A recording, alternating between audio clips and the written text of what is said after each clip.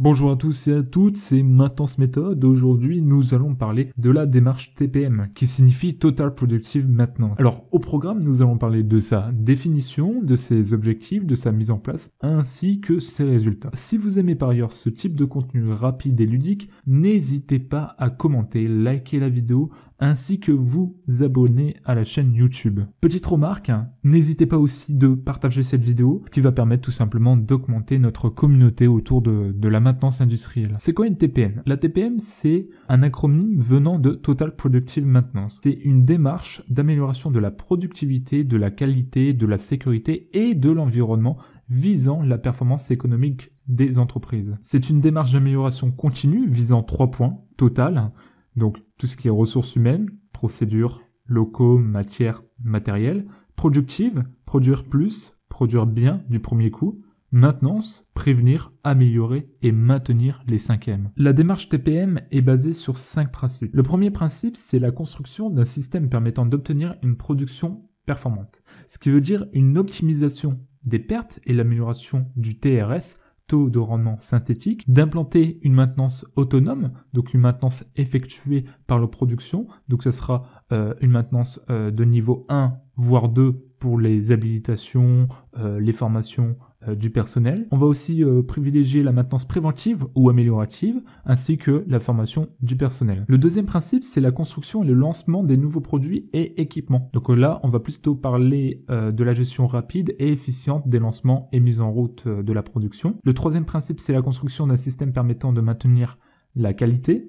Le quatrième principe, c'est la construction d'un système permettant de maintenir la meilleure performance dans les bureaux. Donc là, on va installer aussi la démarche TPM dans les bureaux et donc les services fonctionnels de la maintenance, de la production, de la logistique et autres. Et pour le cinquième principe, c'est la construction d'un système orienté vers une meilleure sécurité, hygiène et conditions de travail. Donc là, on va parler de la sécurité, de l'environnement respecté et des conditions de travail optimisées. Il faut savoir que la démarche TPM se repose sur 8 piliers. Vous avez le premier pilier, c'est la maintenance en autonomie. La maintenance en autonomie va permettre de diminuer considérablement les pannes. L'objectif de ce pilier est de responsabiliser les opérateurs de machines à effectuer le premier niveau de maintenance, voire le second, tout en étant formé. Il faut savoir que l'opérateur est la personne qui connaît le mieux la machine et saura détecter une anomalie plus rapidement qu'un technicien de maintenance ou d'autres personnes. Le second pilier, c'est l'élimination des gaspillages. Cela consiste à comprendre le fonctionnement de l'équipement pour analyser tous les gaspillages et causes de perte d'efficience. Il faudra passer par la recherche et l'élimination du dysfonctionnement, ce qui va permettre d'améliorer l'indicateur TRS. Alors TRS, qui signifie taux de rendement synthétique, donc d'un point de vue très simplifié, c'est le taux entre le temps réellement utile et le temps utilisé. Le troisième pilier, c'est la maintenance planifiée. Alors, la maintenance planifiée consiste à favoriser la maintenance préventive, voire conditionnelle. Au sein de la démarche TPM, il faut privilégier au maximum les interventions de maintenance durant les phases de non-production. Et donc non, il ne faut pas favoriser les maintenances correctives. Le quatrième pilier, ce sont les formations et les connaissances. Avec cette nouvelle méthode d'automaintenance, il faudra bien sûr former les opérateurs pour leur donner les connaissances. Ça peut être des habilitations, des retours d'expérience via d'autres collègues, ou encore la mise en place d'une fiche Total Productive Maintenance TPM qui va permettre tout simplement de faciliter la compréhension des tâches à effectuer. Le cinquième pilier, c'est la conception des produits. L'objectif est avant tout de ne pas reproduire les erreurs du passé, de retenir toutes les leçons apprises lors des chantiers de résolution de problèmes et d'intégrer les améliorations dans le choix des nouveaux équipements. Par exemple le design, la facilité de conduite, la maintenabilité. En structurant le développement des nouveaux projets selon ce principe, la mise en point peut être fortement diminuée, voire éliminée et les coûts sont réduits. Le sixième pilier, c'est la maîtrise de la qualité. L'objectif est de maintenir et d'améliorer la qualité des produits en recherchant l'efficacité et la stabilité des équipements afin que chaque produit sorti soit conforme au cahier des charges. Alors pour cela, vous pouvez implanter une norme, donc la norme ISO 14001, ou encore une certification MAS. Le septième pilier, c'est le TPM au bureau. Alors le TPM au bureau consiste à mettre en profit les succès obtenus dans les ateliers par des méthodes, outils et approches, par exemple l'outil le 5S.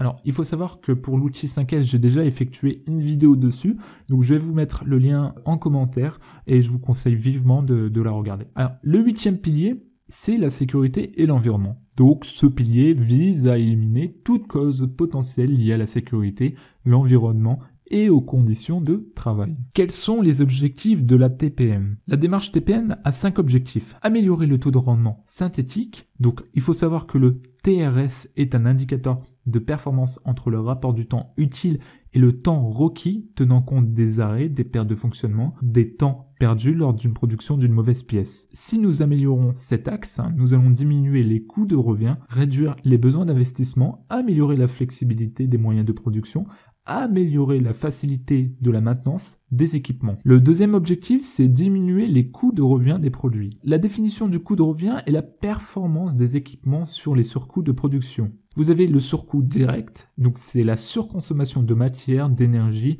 usure d'outillage, retouche des produits en dehors de la ligne. Le surcoût indirect, ce sont les pénalités de retard et les heures supplémentaires. Pour le troisième objectif, c'est augmenter la durée de vie des équipements et réduire des coûts d'exploitation. Pour cette partie, il faudra effectuer un life cycle cost qui va permettre d'éviter des investissements inutiles. Alors, le life cycle cost, c'est égal tout simplement au coût annuel d'exploitation du matériel divisé par le coût d'achat. Pour le quatrième objectif, c'est créer de la valeur opérationnelle. Donc, c'est construire une culture d'entreprise sur le principe de la notion Kaizen pour l'amélioration des connaissances en s'appuyant sur des REX. REX qui veut dire retour d'expérience. Cela représente une aide non négligeable pour améliorer la qualité, la disponibilité et la productivité des équipements. Pour le cinquième objectif, c'est obtenir l'efficacité maximale de toutes les fonctions de l'entreprise. Alors, le service de la production et de la maintenance ont un fort impact sur la performance industrielle. Il faut donc que toutes les fonctions de l'entreprise soient engagées. Ceci est d'autant plus facile que cette démarche est initiée par la direction générale, exigeant de chacun la réalisation du travail qui lui est demandé par le TPM. Alors, vous avez aussi d'autres objectifs de la TPM, par exemple ne plus accepter de panne, supprimer l'idée de la fatalité, ne plus accepter l'à peu près dans la propreté et l'état des équipements, rechercher la cause première des problèmes en faisant des arbres de cause, avoir en performance le souci d'amélioration et encore utiliser l'outil des 5S. Pour la mise en place de la TPM, il faut effectuer 5 étapes. Pour la préparation, il vous faudra définir des objectifs, définir la structure TPM, sa politique, ses objectifs en termes de production, de qualité, de coût, de logistique, de sécurité et d'un point de vue moral. À la suite de la préparation, vous allez effectuer la formation, donc vos collaborateurs devront être sensibilisés par cette démarche pour acquérir un bon management du projet. D'un point de vue déploiement, vous allez améliorer la performance du système de production, obtenir les conditions initiales. Pour l'amélioration permanente, il vous faut une démarche de progrès mesurable et identifiable pour insister sur cette amélioration continue. Alors, intégrer la TPM dans la politique de l'entreprise, s'appuyer sur les résultats financiers, montrer l'intérêt de la direction et fixez-vous des objectifs. Et pour la dernière partie, la synthèse. Donc la synthèse, elle va permettre d'effectuer une fiche où vous renseignez le sujet de la TPM avec les objectifs à atteindre, les actions mises en place, la cause à traiter, les gaspillages, les réunions, les participants, les formations et autres. Le but de cette partie est de rassembler des éléments de connaissance sur le sujet ainsi de les appliquer convenablement. Cela permet tout simplement d'effectuer un suivi et une vérification. Conclusion et résultat. Comme nous avons pu le voir, la démarche TPM a pour objectif zéro panne, zéro défaut, zéro gaspillage, zéro accident, zéro pollution. Alors après une mise en place d'une TPM au sein d'une entreprise d'environ 3 à 4 ans, on peut obtenir des résultats concluants. Donc les objectifs que vous pouvez atteindre en productivité, c'est une augmentation de 50% du TRS, le nombre de pannes divisé par 20. Donc d'un point de vue qualité, vous allez avoir une diminution des réclamations de clients. Vous pouvez atteindre l'objectif 0. Les défauts internes divisés par 10. D'un point de vue coût, vous allez diminuer les coûts directs de 30% et les coûts de maintenance divisés par 2. D'un point de vue délai, donc les stocks seront divisés par 2, donc avec la maintenance préventive, puis le respect du just time. D'un point de vue sécurité, vous pouvez atteindre le zéro accident, d'un point de vue écologique, le zéro pollution, et intégrer la norme ISO 14001 ou encore la certification du MAS. Et d'un point de vue motivation des collaborateurs, ils vont se sentir impliqués, être responsabilisés et aussi acquérir un savoir-faire et une rigueur. Donc si vous aimez la vidéo, n'oubliez pas de liker, de commenter, de vous abonner pour les prochains contenus. C'était Maintenance Méthode.